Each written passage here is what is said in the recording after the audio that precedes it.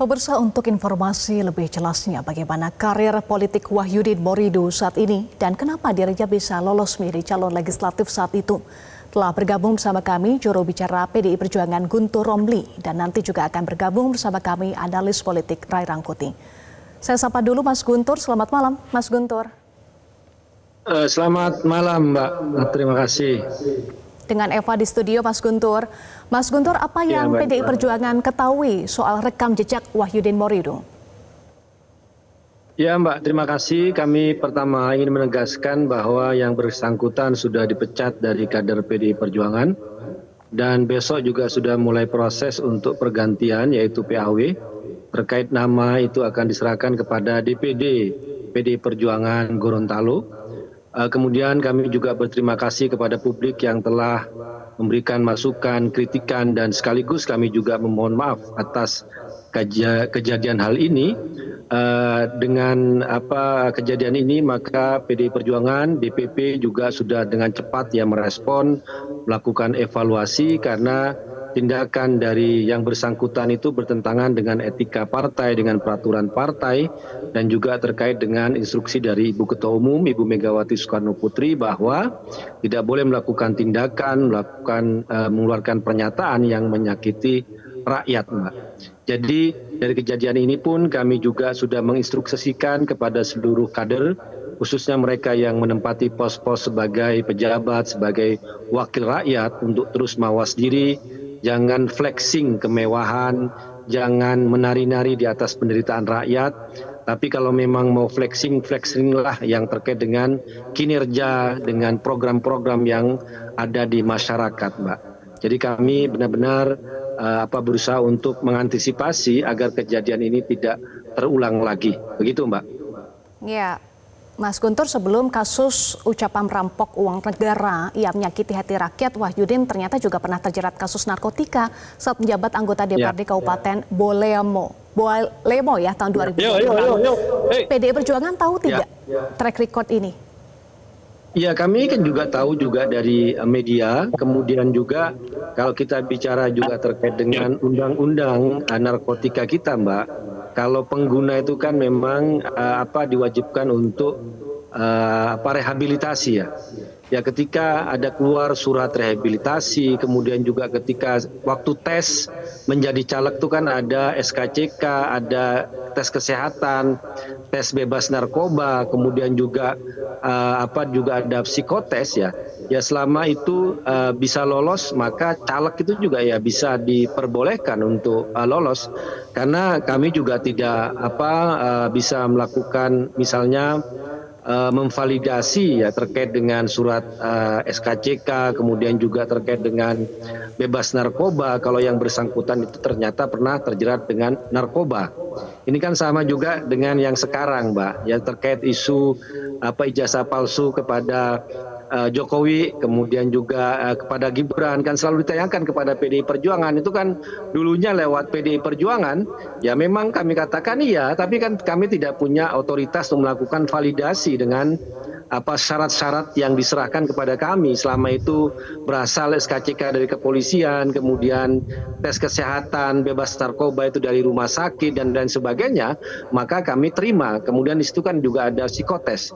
Tapi pada intinya kami merasa kecolongan dengan kejadian ini, dan kami mohon maaf, dan kami juga akan memperketat terkait dengan nanti proses ya bagi yang kader PDI Perjuangan yang mau maju di pemilu nanti. Begitu, Mbak. Iya, sudah bergabung juga bersama kami Mas Guntur, analis politik, Bang Ray Rangkuti. Selamat malam, Bang Ray. Ya. Oke, tadi disampaikan oleh Mas Guntur, Bang Ray, bahwa PDI Perjuangan mengaku kecolongan karena memang tidak bisa mengecek SKCK dan juga berdasarkan tes-tes yang sudah dilakukan lolos nih. Sebetulnya memang SKCK tidak bisa diakses oleh partai atau bagaimana mekanismenya, Bang Ray? Kalau ini kan kalau caleg DPRD itu atau DPR lah secara menyeluruh itu kan agak rumit kalau semuanya memang harus diseleksi oleh partai politik karena jumlahnya bisa ribuan. Untuk DPR saja misalnya katakan satu dapil aja itu bisa sampai 20, 30 ya. Kalau berapa dapil seluruh Indonesia, begitu rumit sekali yang harus dilakukan pendaftaran pengecekannya. Oleh karena itulah partai politik seringkali hanya melihat sekilas, nanti kan diserahkan kepada KPU, nah biar KPU nanti akan melakukan verifikasi gitu. Nah persoalannya adalah apakah di KPU-nya terjadi proses seleksi ya ketat terhadap syarat-syarat administratif yang disampaikan oleh para calon. Tapi saat yang bersamaan, apakah juga ada pengawasan dari Bawaslu-nya gitu? Nah, sejauh yang saya kenal selama ini, upaya pengecekan gitu ya terhadap syarat-syarat administratif gitu oleh KPU maupun Bawaslu relatif nggak begitu ketat sampai nanti ada pengaduan gitu. Ada komplain dari masyarakat terhadap seseorang, misalnya terkait dengan ijazah gitu ya, terkait dengan pernah diduga melakukan tindak pidana yang dipenjara udah ikrah tetapi tidak ada persyaratan itu disampaikan gitu. Nah sayangnya kayak kemarin itu kan ada peristiwa keluarnya 731 ya, di mana KPU mengecualikan beberapa persyaratan yang dapat diakses oleh publik ya, khususnya kepada calon presiden wakil presiden. Jadi meskipun sekarang sudah dibatalkan, tetapi secara umum memang ada kesan upaya untuk menutupi ya persyaratan-persyaratan administratif dari para calon, entah itu di legislatif maupun di eksekutif, mengakibatkan ya seperti yang sekarang ini terjadi gitu. Tapi itu satu hal ya. Tapi satu hal yang paling penting itu juga terkait dengan situasi ini adalah soal mekanisme rekrutmen di internal partai politik. Ada kecenderungan selama ini kita lihat adalah partai politik itu melakukan rekrutmen berbasis dua hal. Pertama adalah soal ketenaran, popularitas, dan juga di dalamnya tentu elektabilitas ya. Dan yang kedua adalah soal kemampuan mereka secara finansial untuk setidaknya mendanai aktivitas mereka gitu. Nah inilah menurut saya yang umumnya kelihatan sekarang menjadi panduan gitu. Kalau tidak dapat duanya setidaknya salah satu ya. Misalnya tidak punya kemampuan finansial tapi elektabilitas bagus masih mungkin, dan atau sebaliknya gitu. Nah oleh karena itu seleksi yang bersifat katakanlah rekam jejak, moral gitu ya, keahlian macam-macam itu cenderung terabaikan gitu. Peristiwa kemarin misalnya di mana beberapa anggota DPR yang digeruduk rumahnya memperlihatkan kepada kita belum adaptatifnya gitu ya anggota-anggota DPR kita dari masa lalunya sekarang menjadi pejabat negara gitu. Artinya mereka belum mengubah secara umum sikap dan perilaku mereka dari kebiasaan yang mereka lakukan di masa lalu sampai kepada mereka menjadi pejabat negara. Nah, apakah itu juga yang terjadi pada saudara Wahyudin ya? Sebetulnya gitu ya, saya tidak tahu persis. Ya, silakan ditanggapi oleh Mas Guntur, betulkah terkait dengan mekanisme rekrutmen ini seringkali pertimbangannya hanya soal ketenaran dan juga kemampuan finansial, Mas Guntur? Ya, dengan sistem misalnya sistem yang sekarang lebih terbuka ya, maka memang partai pun juga tergoda, Mbak, dengan latar belakang orang seperti itu. Meskipun di PDI Perjuangan itu kaderisasi terus dilakukan melalui sekolah partai, kemudian juga penanaman ideologi dan lain sebagainya, ya tentu saja kami akan tetap kecolongan ketika dihadapkan dengan misalnya seperti disampaikan tadi juga ada ratusan ribu orang yang mendaftar sebagai caleg baik itu DPR RI ataupun DPRD. Tapi intinya kami mengakui bahwa kami kecolongan ya. Apapun alasannya ya, apakah karena tidak bisa ngecek yang namanya SKCK atau yang juga bebas narkoba dan sebagainya, tapi seluruh administrasi itu sudah ditempuh.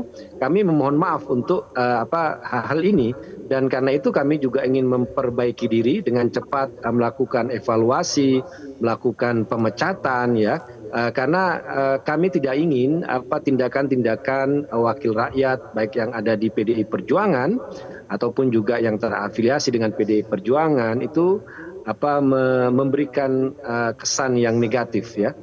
Itu pengkhianatan terhadap aspirasi dari rakyat, bahwa rakyat memilih dia untuk memperjuangkan menjadi kepentingan rakyat, bukan untuk kepentingan dirinya sendiri, apalagi sampai dengan kata-kata ingin ngerampok negara, memisahkan negara, itu menurut kami itu suatu pelanggaran yang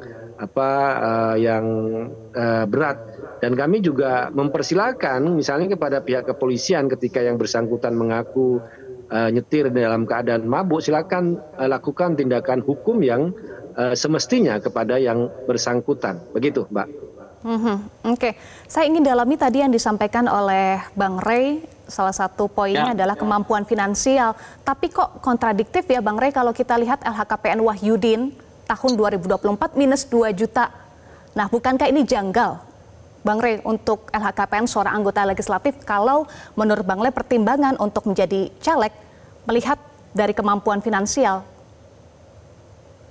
Ya, masalahnya di kita itu seringkali LHKPN-nya sebetulnya nggak menunjukkan realitas yang sesungguhnya. Jadi mereka membuat laporan yang ala kadarnya, tapi kekayaan mereka bisa jauh lebih banyak dari itu. Nah, masalahnya di kita dan khususnya karena LHKPN ini diserahkan kepada istilahnya itu KPK ya. Dan sebelum LHKPN itu diserahkan, sebetulnya ada juga itu kewajiban mereka untuk menyerahkan dana kampanye dan laporan dana kampanye. Dan umumnya juga ya menunjukkan hal yang sebenarnya terjadi di lapangan. Nah, masalahnya di kita itu adalah ini semua hanya seperti persyaratan istilahnya itu yang penting ada gitu. Nah, soal apakah benar, apakah tepat dan sebagainya itu tidak ada proses seleksinya. Nah, dan disinilah salah satu sebetulnya menurut saya yang paling penting itu soal keterlibatan Bawaslu-nya. Nah, Bawaslu misalnya dalam tradisinya sampai sekarang itu nggak pernah terlibat untuk mengecek ya seberapa besar keabsahan, kesahihan ya laporan dana kampanye daripada setiap calon, khususnya yang berada di lingkaran eksekutif. Kalau legislatif itu kan banyak banget. Jadi oleh karena itu kalau ada laporannya misalnya penggunaan budget saya cuma 1 miliar gitu ya, dan kadang-kadang juga masuk akal mengingat begitu banyak sekali yang mereka lakukan di lapangan gitu, sudah selesai gitu.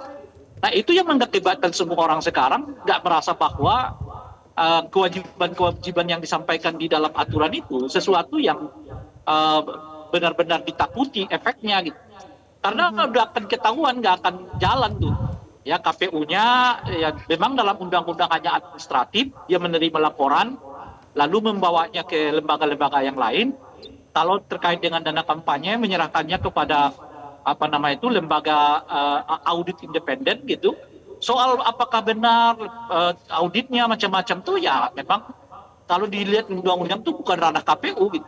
Nah, di situ sebetulnya keterlibatannya Bawaslu. Nah, seringkali Bawaslu nggak masuk pada wilayah yang begini gitu. Kayaknya ribet bagi mereka tuh yang begituan. Baik. Akibatnya kemudian ya semuanya jadi pura-pura aja gitu ya, pura-pura ada laporan, pura-pura ada begini gitu. Soal substansinya nggak pernah dipelototin gitu, kecuali LHKPN. Tapi LHKPN itu kan tidak dalam proses pencalekan. LHKPN itu hanya mungkin kalau yang bersangkutan sudah ditetapkan sebagai pejabat negara, baru dilakukan selidik terhadap harta kekayaannya.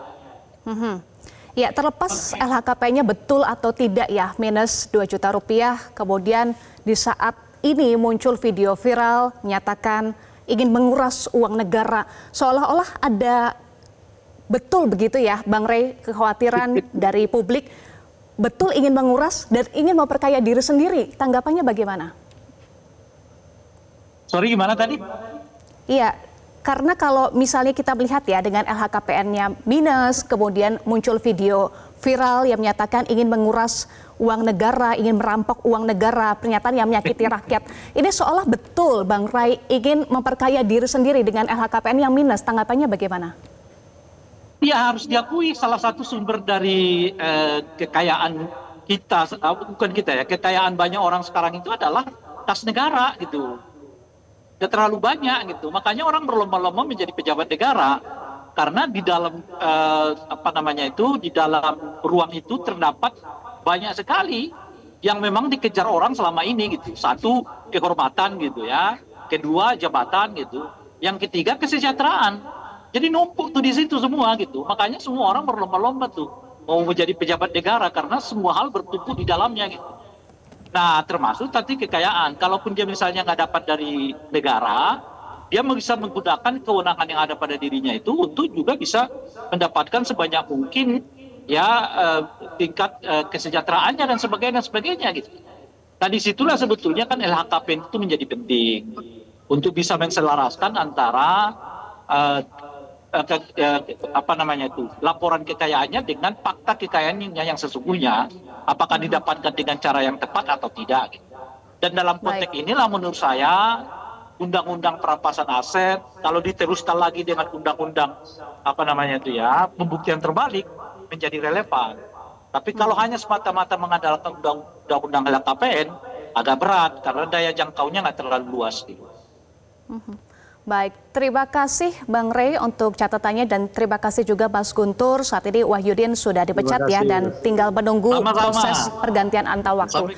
Terima kasih politikus PD Perjuangan Guntur Romli dan analis politik Ray Rangkuti sudah bergabung bersama kami di Prime Time News. Jelajahi cara baru mendapatkan informasi. Download Metro TV Extend sekarang.